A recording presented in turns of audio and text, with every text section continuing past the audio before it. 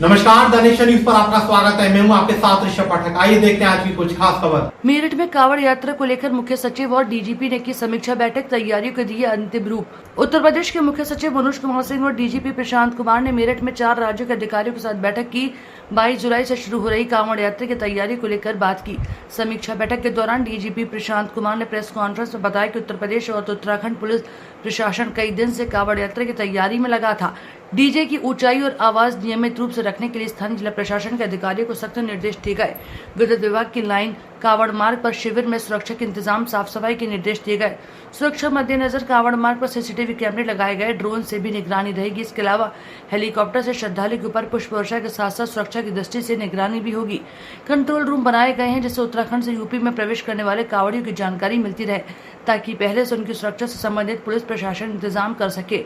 इसके अलावा यातायात व्यवस्था को देखते हुए रूट डायवर्जन की जानकारी पहले से ही प्रचार प्रसार करने की बात कही, ताकि लोगों को यातायात करने में परेशानी न हो। तो वहीं मुख्य सचिव मनोज कुमार सिंह ने बताया कि अब की बार कांवड़ियों की सुरक्षा के मद्देनजर अतिरिक्त पुलिस फोर्स लगाया गया है। बेहतर कांवड़ियों की यात्रा संपन्न कराने की सरकार प्राथमिकता है, जिसको देखते हुए काम किया जा रहा है। समीक्षा बैठक में मेरठ, सहारनपुर, मुरादाबाद मंडल के अधिकारी भी मौजूद रहे। Sanjay Chaudhary, bureau chief, Meerut. आज कांवड़ जो आगे आने वाले कांवड़ यात्रा है उसको लेके अंतर्राज्यीय तथा अंतर जनपदीय समन्वय बैठक मुख्य सचिव की अध्यक्षता में यहाँ संपन्न हुई है तथा इसमें सभी सीमावर्ती जो हमारे राज्य हैं उनके वरिष्ठ अधिकारीगण यहाँ आए थे तथा हमारे जो जनपदीय अधिकारी थे वो ऑनलाइन जुड़े थे। साथ ही जो रेंज और जोन के अधिकारी थे और मंडलीय स्तर के अधिकारी थे वो यहाँ खुद मौजूद थे। उत्तरांचल के साथ और अन्य जनपदों, अन्य राज्यों के साथ जो समन्वय किया जाना है उसके बारे में विस्तृत चर्चा हुई। ट्रैफिक को किस तरह से रेगुलेट करना है तथा जो श्रद्धालु आएंगे उनकी इस धार्मिक आयोजन को कितना सुगम और कितना सफल बनाया जाए, प्रशासनिक और सुरक्षा व्यवस्था देके इसके बारे में विस्तृत चर्चा की गई। आप सभी अवगत हैं कि उत्तर प्रदेश के बॉर्डर से लेके और उत्तरांचल के बॉर्डर तक करोड़ों की संख्या में प्रत्येक वर्ष श्रद्धालु आते हैं और जल लेके फिर वापस गंतव्य स्थान पर शिवालयों में जाते हैं। इन सभी रूट पे व्यापक सुरक्षा व्यवस्था तथा अन्य सुविधाएं जैसे कि चिकित्सीय सुविधाएं, खाने पीने की व्यवस्था, जो अस्थाई डेरे लगेंगे या जो कांवड़ के शिविर लगते हैं उनकी व्यवस्थाएं, उस दौरान किसी तरह की कोई बिजली की आपूर्ति बाधित न हो, साफ़ सफाई की पूरी व्यवस्था हो। अगर कोई आकस्मिक स्थिति आती है तो किस तरीके से उनको जो सहायता पहुंचाई जा सके। यहाँ के जो चिकित्सालय हैं इत्यादि में दवाओं इत्यादि की व्यवस्था, हमारी जो इमरजेंसी रिस्पांस व्हीकल्स हैं उनके व्यवस्थापन के बारे में, इन सभी बिंदुओं पे विस्तृत चर्चा की गई है और ये निर्देश दिए गए हैं कि जो भी काम बचे हैं उसको वरीयता पे पूरा किया जाए तथा आने वाले कांवड़ यात्रा को अन्य वर्षों की भांति ही सुगम तरीके से संपन्न कराया जाए। और मुख्य तिथियों के दौरान हवाई सर्वेक्षण भी हेलीकॉप्टर के द्वारा स्थानीय अधिकारी करेंगे। इसके संबंध में भी आवश्यक निर्देश दे दिए। पिछली की भांति ये जो वो हर एक वर्ष के भांति ये कार्रवाई होगी, ये कोई नई चीज़ें नहीं है। यहाँ आप लोग प्रत्येक वर्ष आप इस चीज़ों को देख चुके हैं। और जहाँ तक डीजे की हाइट के बारे में है वो भी सभी आयोजकों, अन्य प्रदेशों को बताया गया है कि डीजे की हाइट और वॉल्यूम इतना न हो जिससे कि कोई घटना या दुर्घटना हो। इसके लिए उनके उद्गम के स्थल से ही चीज़ों को रेगुलेट करने के बारे में यहाँ के अधिकारियों के द्वारा उन राज्यों को लिखा जाएगा और इसको इंश्योर कराया जाएगा। सर, क्राउड मैनेजमेंट सबसे बड़ा टास्क रहता है, सबसे बड़ा टास्क क्राउड मैनेजमेंट रहता है। क्या इस बार ऐसी सुविधा की जा रही है कि पश्चिमी उत्तर प्रदेश के जो अधिकारी हैं वो उत्तराखंड के तस्वीरें देख सके लाइव और उत्तराखंड के अधिकारी देख सके पश्चिमी उत्तर प्रदेश की तस्वीरें लाइव, ताकि क्राउड मैनेजमेंट प्रॉपर्ली हो जाए? देखिए, सीसीटीवी का व्यवस्थापन तथा उनको एक दूसरे से जोड़ के जो हमारा इमरजेंसी कंट्रोल रूम है वहाँ पर इन चीज़ों को लाइव देखने की व्यवस्था की जा रही है। ड्रोन से भी निगरानी की जाएगी और जैसा आप सभी अवगत हैं, पिछले वर्षों की भांति हम लोग ये प्रयास करेंगे कि उसमें एक नेशनलिस्ट फीलिंग भी हो, तिरंगा झंडा लेके भी लोग चलते हैं, जिससे कि एक राष्ट्रीयता की भावना ज़्यादा जागृत होती है। बशर्ते कि छोटी मोटी बातों पे जो लोग लड़ाई करते हैं, तो अगर हम इन चीज़ों को इस दौरान इन्फ्यूज़ करेंगे, उनको लगाएंगे, तो चीज़ें सकुशल संपन्न होगी। इसके निर्देश अग्रवाल जो भारतीय जनता पार्टी के मंत्री भी हैं, मुजफ्फरनगर में कल उन्होंने एक बयान दिया है, उसमें ये कहा है कि कांवड़ यात्रा के दौरान जो मुस्लिम होटल संचालक हैं वो हिंदुओं के नाम पर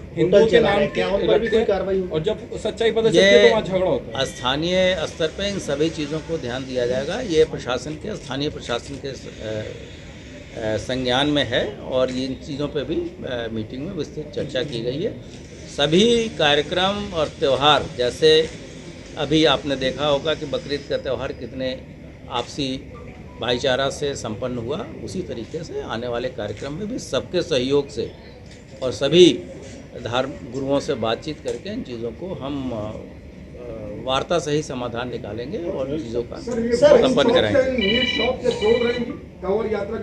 जी हाँ, वो स्थानीय स्तर पे जहाँ आवश्यक होगा, जो पीक डेज होंगे वहाँ जो स्थानीय प्रशासन इसमें डिसीजन लेगा। सर, कांवड़ यात्रा को दुरुस्त कराने के लिए, जो कांवड़ मार्गों से दुरुस्त कराने के लिए कुछ दिशा निर्देश दिए हैं? हाँ, वो मुख्य सचिव महोदय ने सभी जो जितने भी रोड्स हैं उनके प्रॉपर मेंटेनेंस के लिए और वहाँ सभी तरह की सुविधाएं देने के निर्देश दिए हैं, जिससे कि सारा ये यात्रा सकुशल संपन्न। सीएस साहब, आप बता दीजिए। जो कांवड़ यात्रा में भाग लेने के लिए करोड़ों की संख्या में श्रद्धालु आएंगे, सरकार उनको केंद्र में रखते हुए, उनकी सुविधाओं को केंद्र में रखते हुए सारी व्यवस्था बना रही है।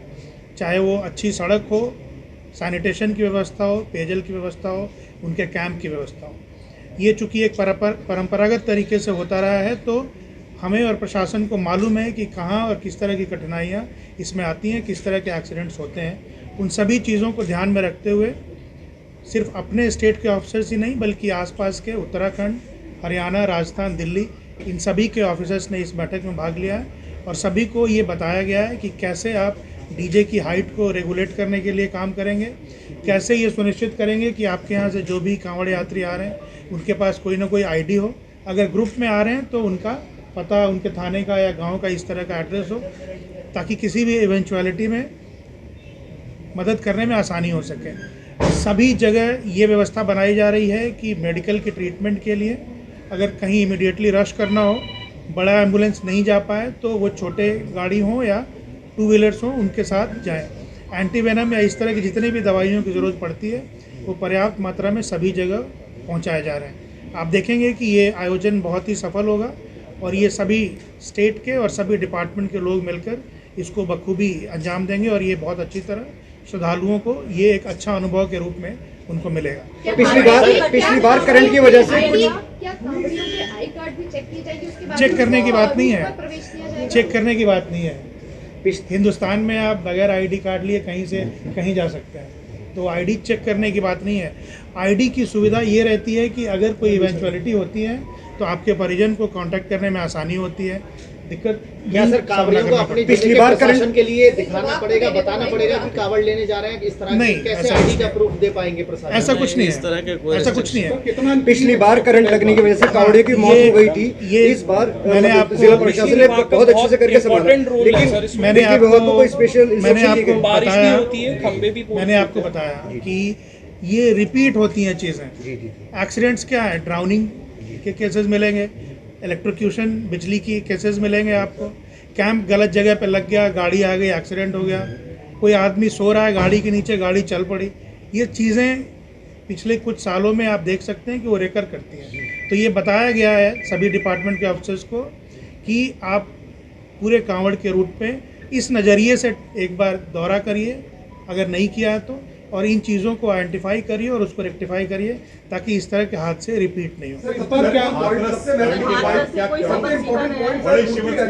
Roorkee is the most important point. Roorkee ये जो कंट्रोल रूम बनता है इधर, वहाँ उत्तराखंड के लोग होते हैं, और उत्तराखंड में जो कंट्रोल रूम बनता है उसमें यूपी पुलिस के लोग होते हैं।